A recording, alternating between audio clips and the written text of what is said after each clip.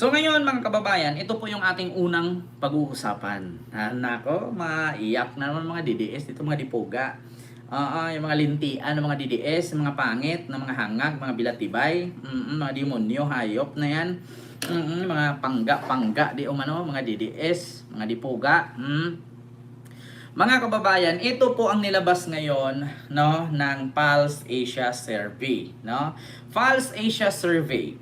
Ito po mga kababayan ang kanilang nilabas na kung saan po ay 51% ng mga Pinoy walang tiwala kay Sara dahil magnanakaw, bastos, walang kwenta, gala ng gala at walang nagawa. Ayun, nako mga kababayan, medyo masakit, no? Masakit ba mga kababayan? Kasi kung naalala ninyo, noong Pulse Asia Survey na si PBBM daw bumagsak ang trust ratings, no? At sabi pa nga nila noon, nag-negative 3. Dahil nga daw, mga kababayan ay weak leader daw. Which is, yan naman ang lagi nilang sinasabi, weak leader, kaya bumagsak daw ang ratings.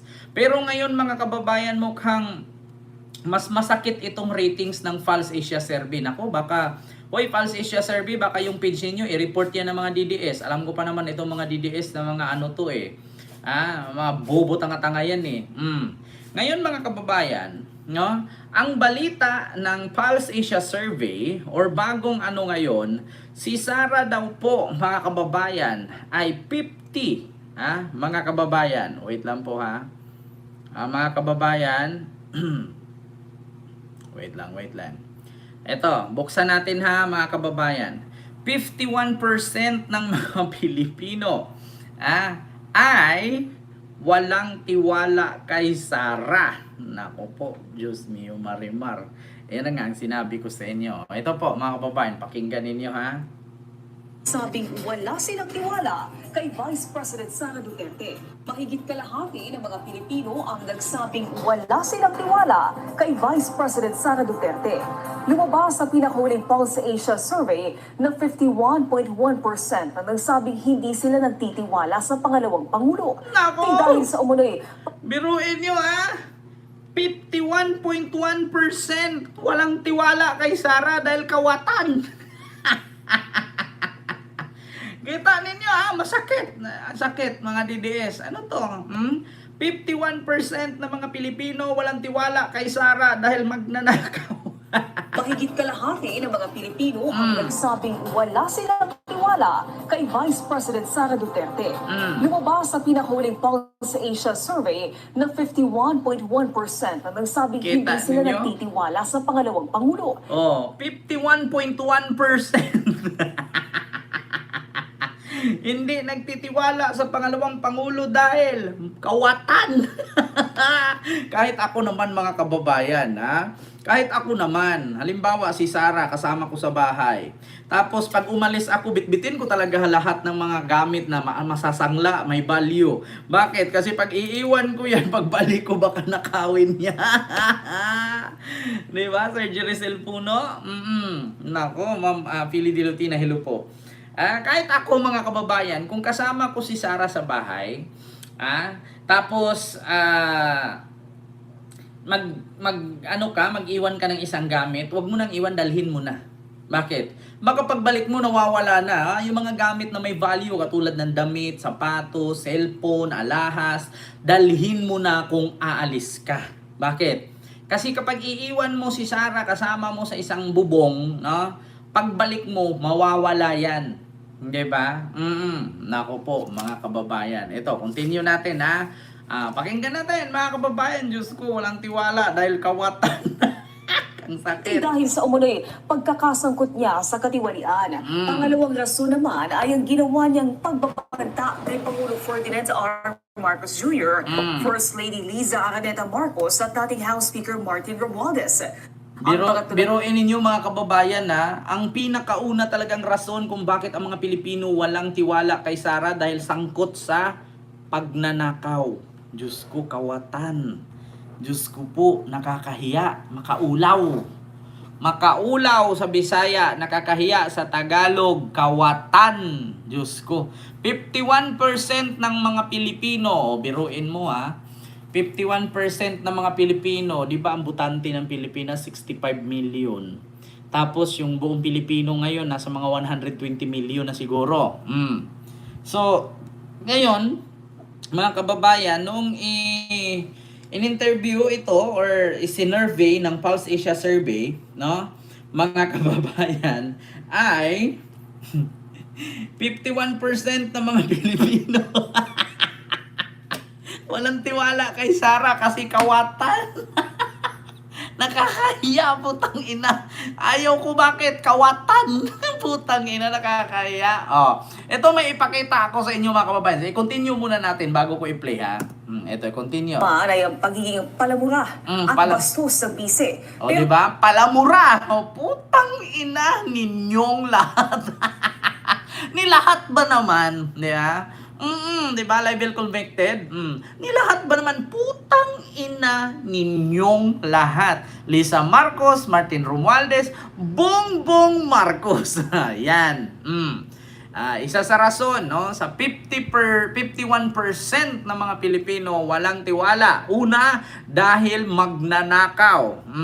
Diba? Sa parehong survey, 12.8% ang nagsabing may tiwala sila sa bise dahil sa kakayanan nitong mamuno at pagiging makamahirap. Isinagawa ang survey sa reasons for trusting or distrusting the President and the Vice President sa pamamagitan ng face-to-face interviews sa 1,200 na individual mula February 27 hanggang March 2. Mahigit kalahati ng mga Pilipino ang nagsabing wala silang tiwala kay Vice President Sara Duterte. Dahil kawatan. So ngayon mga kababayan, meron ako ipakita sa inyo, mismong video yan. Video. Mga tao mismo nagre-react, mga tao mismo. Mga tao mismo ang nagsabi na kung bakit ayaw nila kay Sara. Ito po, pakita ko sa inyo mga kababayan. Ito, pakinggan ninyo ito, play. 1, 2, 3, go. Wait lang, nawala yung isa. Wala naman siyang ginawa eh. Si Presidente siya, parang wala naman siyang ginawa eh. Sabi nila marami daw siyang nagawa. Ramdam niyo po ba? Hindi. Salamat po. Thank you po. Thank you very much. Diba? Ano nga kami, Nay? Tatakbo siya ng presidente. Sino po? Ito po. Ito po. Tatakbo ng presidente. Pabor po ba kayo sa Hindi. Kapitbahay ko yan sa Davao, hindi. Ayaw niyo po sa kanya? Ayaw ko. Bakit Diba? Marami na kasi anomalya. Sa amin sa Davao, marami siyang anomalya. Kandidat. Diba? Kita ninyo? Sabi ni ate, yung tindira, isa siyang vice-presidente, tapos tatakbo pa siyang presidente, wala na nga siyang ginawa. Tapos ito naman si nanay, tinanong, tatakbo siya, sino yan, si Sara? Ay nako, hindi, bakit? Marami ng anomalya. Kapitbahay ko yan sa Davao, biruin mo, ultimo kapitbahay mo, pinandidirian ka. Diba? Ultimo kapitbahay mo, pinandidirian ka. Ayaw sa'yo. Diba? Ultimo mga taga Davao, patunay yan. Kapitbahay ko yan sa Davao. Bakit? Maraming anomalya. Ano ba yung anomalya? Pagnanakaw, putang ina, kawatan. Totoo yun. Maraming salamat, Nay. Thank you po. Tatanong lang ako. Anong hatol mo sa kanya sa impeachment? Guilty or not guilty? Guilty. Bakit po guilty? Di ba marami rin siyang ginawang kapalpakan, di ba?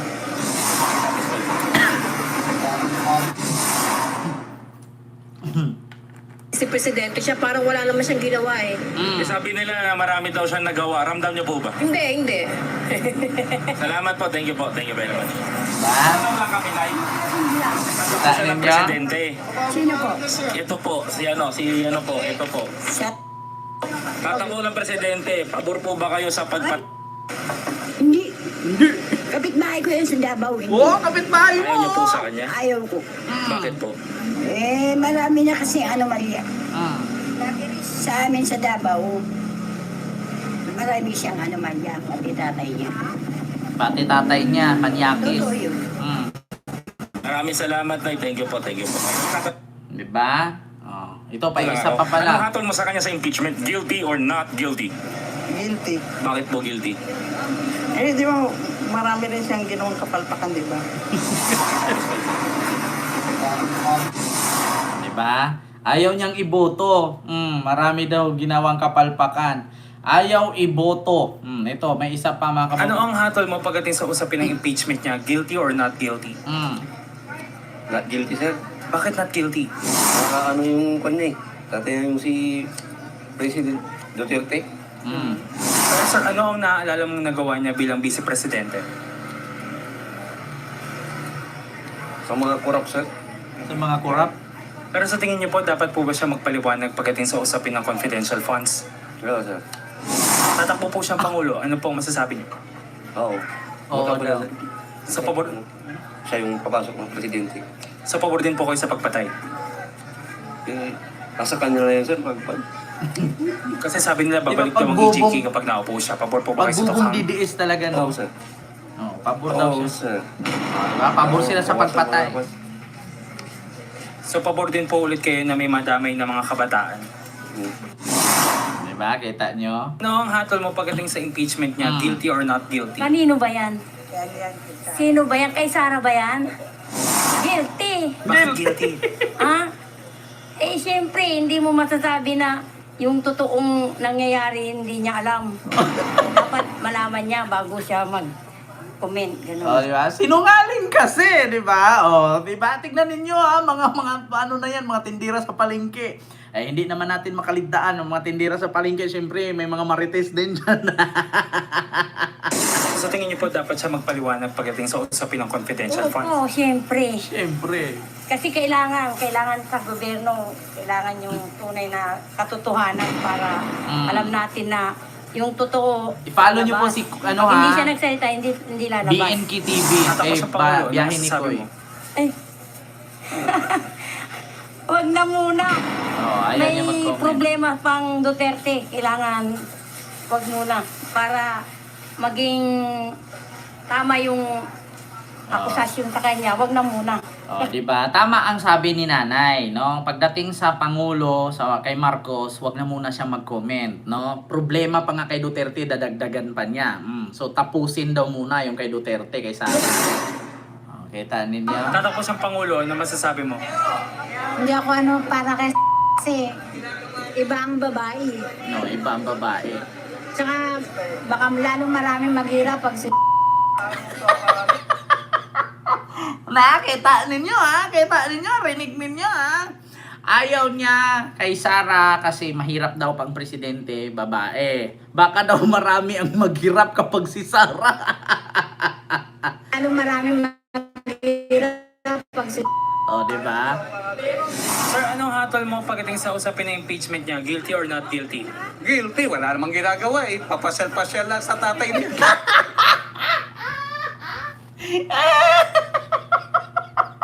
Guilty! Bakit? Wala namang ginagawa eh. Papasyal-pasyal lang sa tatay niya. Biruin mo. Binuto ka ng 32 minions. Yung mga bobong Pilipino bumuto sa'yo. Tapos, nagsiservisyo ka sa dahig. Puro travel. Biruin mo kukuha ka ng pondo mula sa tax ng taong bayan. Magbitbit ka ng sangkatutak na bodyguard. Tapos, babiyahe ka sa dahig. Magkano pamasahe per head? 7 million ang ubos. Yung 7 million na yun, babayaran natin yun, mga kababayan. Tapos, binuto ka ng 32 minions, tapos sa dahig ka nagjujuti, di ba? Travel na travel. Tawa ko kay tatay, ulitin Tatapos natin. ang Pangulo, ano masasabi mo? Hindi ako para kasi iba ang babae. Tsaka baka lalong maraming maghirap pag Pag si Sara daw. Sir, anong hatol mo pagdating sa usapin ng impeachment niya? Guilty or not guilty? Guilty, wala namang ginagawa eh. Papasyal-pasyal lang sa tatay niya. Oh, ano ginawa niya sa Pilipinas? Sa lahat na naging vice presidente, siya lang walang ginawa. Di ba? Sa lahat ng naging vice presidente, siya lang ang walang ginawa. Ano mga DDS? Paano nito? Sasabihin niyo si tatay binayaran, putang ina. Nagtitinda sa palengke yan, binayaran. Ang mga talugaw, nagpapakain. Niyan ba nagpakain? Wala. Di ba? Pero sa tingin niyo, sir, dapat pa rin ba siya magpaliwanag sa confidential funds? Kailangan ng taong bayan yan. Akala niya mananalo siya, kalaban niya, buong kabataan. Akala lang niya, ano lang siya sa mga suporta niya. 'Di ba? Akala niya mananalo ka. Akala mo daw, Sara, mananalo ka. Lahat ng kabataan ayaw sa iyo. Kita mo, ulitin ko ha. Mananalo siya, kalaban niya, buong kabataan. Akala lang niya, ano lang siya sa mga suporta niya, gustong-gusto siya, pero yung mga kabataan na napakaraming boboto, alam na alam ang galawan niya. Tatakbo siya pang... Kita niyo? Tagal lang nagpapaliwan. Ang problema, hindi nila iniintindi kasi ang ano nila, ang talagang cost nila, siya, matanggal sa pwesto para hindi na makakandidato. So sa tingin niyo po ba, dapat pa rin po ba niyang ibalik yung pinababalik sa kanya ng COA? Siya may babalik kasi wala namang siya winaldas. Nirelease po ng COA na 73.2 Hindi million. totoo yun, iba yung nirelease eh. Walang katotohanan yun. Marami NDDS nang yun, ang COA na hindi DDS. siya, wala siyang yung pinapaliwanag na sa kanya, wala naman talaga. Tatakbo po siyang Pangulo. Ano pong masasabi Ano niyo? naman talaga namang capable naman siya. Capable daw. Talaga namang may siya maging Pangulo. Totoo DDS lang yan. 80% lang talaga ng nasa na niya. GT Sa pabor din po ba kayo sa pagpatay? Sa pabor din po ba kayo sa pagpatay? Na, Pabor din po ba kayo sa pagpatay? ano namang pagpatay? Diba? Ano naman daw Sir, pagpatay? ano po ang hatol mo pagdating sa usaping impeachment niya? Guilty or not guilty? Ako, guilty. Guilty. Bakit po guilty? Kasi bakit? Kasi umaasa sa tatay niya eh. Oh. Para sa akin talaga, guilty talaga sa akin. Ayun lang, masabi ko, ayun lang. So sa tingin niyo po dapat siya magpaliwanag pagdating sa usapin ng confidential Ayun lang funds? eh. Kamagaya niya, pagawin niya, Diba? mas grab pa niya sa Oh, baka daw kung siya ang maging presidente or manalo, baka mas malala pa daw ang gagawin niya at gayahin lang ang ginawa ng tatay niya. O, di ba? Kita ninyo, mga kababayan. Isa yan sa rason na 51% ng mga Pilipino walang tiwala kay Sara dahil kawatan. tatay niya eh. Oh, Basta ako, wala masabi, guilty talaga ako dyan. So guilty daw. tatakbo siyang Pangulo. Ano masasabi mo? Di ako dyan boboto pag nagkataon. Anong hatol mo pagdating sa usapin ng impeachment niya? Guilty or not guilty? Ah, Anong hatol? Guilty po may sala. Hindi ako nakayasara eh. So sa tingin niyo po, dapat po ba siya magpaliwanag pagdating sa usapin ng confidential funds? diba? Ano po ang hatol niyo pagdating sa impeachment niya? Guilty or not guilty? Like po tayo. Not guilty. Bakit Not po guilty daw. Malamang yung ganyan kasing usapin, ano lang yan. Sa politika lang yan. So sa tingin niyo po, hindi na rin po siya dapat magpaliwanag papagating sa usapin ng confidential funds? Dapat niya ipapaliwanag yun for transparency. Ano po Diba? Hindi guilty. Pero kailangan magpaliwanag for transparency. Ayaw nga ni Sara Tay. Ayaw nga niya. Alam niyo, minsan, ito mga DDS, with all due respect, huwag kayong magalit sa akin. Bago po kayo sumagot, isipin niyo Mag-isip bago magsalita. Kasi bakit? Sasabihin ninyo, hindi guilty. Pero pag sinabing kailangan magpaliwanag, kailangan for transparency. Tapos, ibuboto mo ba siya? Ibuboto para maging presidente. So, pabor ka magpatay? Hindi. O, diba? Biglang kabig, diba? So, ngayon, mga kababayan, isa lang ang masasabi ko, mga kababayan. Sa totoo lang, si Sara talaga, sa ngayon, ewan ko lang. Isa lang ang masasabi ko talaga. Kawatan talaga siya. masasabi niyo sinahanapan siya ng COA or pinapabalik sa kanya ng COA 73.2 million na nagastos niya? Kung andyan naman yung mga papel, pwede mayroon siyang ibabalik. Kung mapatunayan naman na nasa kanya talaga yun. Last question tayo, tatakbo siyang presidente, ano pong masasabi mo? Natural lang naman sa kanila yan. Wala namang magpipigil kung tatakbo sila kasi qualified naman sila. Pero siyempre, maghanap din tayo ng ibang option. Diba? Diba? Isang DDS, pero biglang bawi. Natural kasi nga, capable naman. Natural. Pwede naman silang tumakbo, pero maghanap daw ng ibang option. Kung gusto natin mapilian, aside sa kanya kasi ayaw ko sa kanya eh. Ano daw? Hindi guilty. Tapos, bukod doon, natawa ko kay tatay. Kung tatakbo sila kasi qualified naman sila. Pero siyempre, maghanap din tayo ng ibang option kung sinong gusto natin mapilian aside sa kanya. Kasi ayaw ko sa kanya eh. Ayaw ko sa kanya. Impeachment niya, guilty or not guilty? Not guilty. Bakit po not guilty? Hindi naman niya deserve na makulong at ma-impeach sa gobyerno. Pero sa... sige. Marami naman silang nagawa, lalo yung tatay niya. Marami po siya nagawa. Tulad ng basta marami po nagawa si tatay. Kaya Marami daw nagawa. tamparing din. Tulad ng Tanong ko basta. lang din po, dapat po ba siya magpaliwanag pagdating sa usaping confidential funds? Opo, kailangan niya magpaliwanag para maayos yung pangalan niya. Since nabanggit po ni Kuya yung COA, pinagbabalik po siya ng COA ng 73.2 million mula sa confidential fund niya. Ano pong masasabi niyo dito? No comment ako sa ganun. Pero ang inaano sa kanya, tawag nito? Yung Inaakusa. inaano sa kanya na magnanakaw. Diba? Ano po ang hatol mo pagdating sa impeachment niya? Guilty or not guilty? Guilty. Bakit po guilty? Kasi unang-una ayaw niya magpa-impeach nung una. Pangalawa, hindi niya may paliwanag ng tama yung kanyang problema sa Department of Education bilang isang Vice President.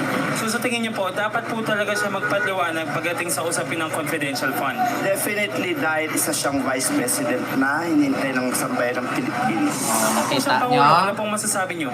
Magdas alas siya tumakbo kasi parang nadala na kami. Tsaka ayaw namin ng mga na maging Pangulo dahil ayaw namin ng Pangulo nagmumura sa Diyos. At parang di siya magandang Bastos. good paradigm sa mga tao. Narinig nyo mga kababayan? So, ibig sabihin nga, tama nga ang Pulse Asia Survey. 51% talaga ng mga Pilipino or kalahati ng mga Pilipino sa Pilipinas ayaw kay Sara una. Una, mga kababayan. Una, magnanakaw. Pangalawa, sinungaling. Pangatlo, walang kwenta. Pang-apat, bastos. Panglima, gala ng gala. Pang-anim, ayun na, siya na yun. Yeah, sabi nga ni tatay, siya lang ang bukod tanging vice presidente na walang ginawa. Diba? Klaro naman yan mga kababayan, Diyos ko. Kahit, ito i-challenge ko kayo mga DDS na nood sa akin ngayon. Magbigay kayo ng isang proyekto ni Sara na napakinabangan nyo. Mga DDS, magbigay kayo ng isang proyekto ni Sara na napakinabangan ninyo. Mag-comment kayo dyan. Isa lang ang hiling ko. Isa lang. Para matigil na at may rason tayong iboto si Sara pagka-presidente. Isang proyekto lang na napakinabangan ng tao araw-araw.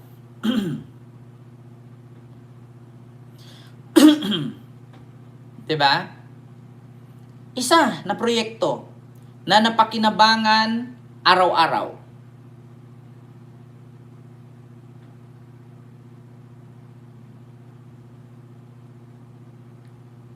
Wala, di ba?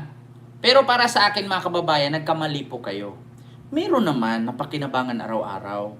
Kung ikaw nasa squatter ka at wala kang CR, yung proyekto niyang libro, pwede mong pangpuna sa puwet mo yun pag tumae.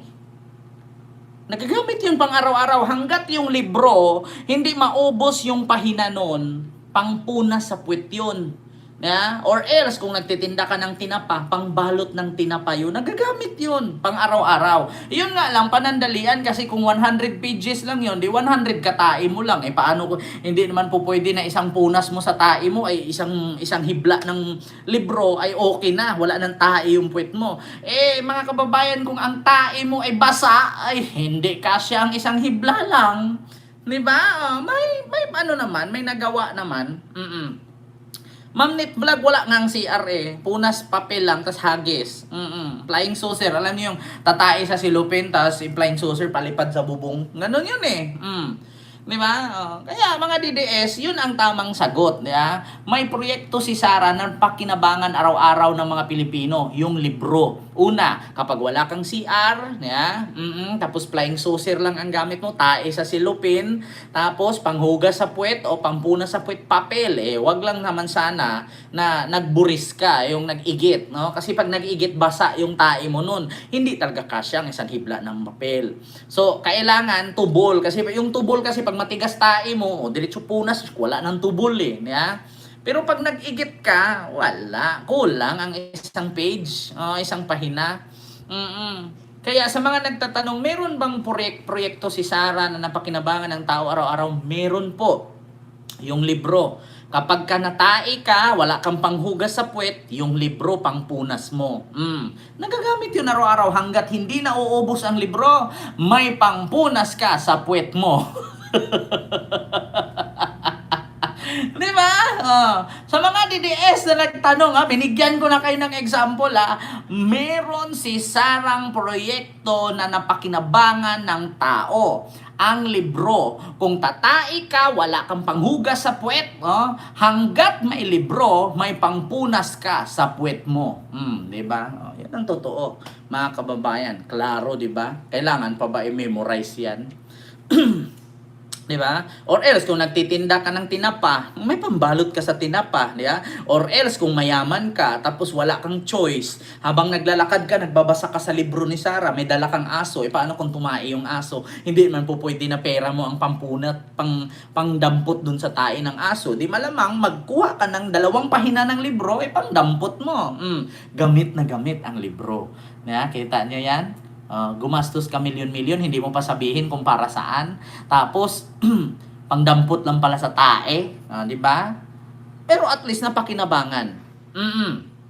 At least napakinabangan, mga kababayan. Sunod, mga kababayan. Eto pa. Ano yung sunod, Ken? Si Sara Duterte pa rin. Maraming nakain. Si Sara Duterte pa rin, mga kababayan. Ano ba yan kay Sara, Kent? Ito na. Mga kababayan, actually, matalino talaga ang ating vice presidente. Huwag kayo magalit sa akin na pinuri ko siya. Kaya nga ako naka-green Ito po'y pagkukundina sa pagiging tanga ni Sara. Kaya nagsuot po ako ng kulay green. Ito po'y pagkukundina sa pagiging tamad, walang kwenta, magnanakaw, sinungaling, at Vice President na gala. Alam niyo kung merong Santo Ninyong gala si Sara, may Vice President tayong gala. Yung Santo Ninyong gala na puro amorsiko ang damit nun Pero si Sara sa sobrang gala kung saan-saan napadpad, kung merong Santo Ninyong gala, meron din tayong Sarang gala.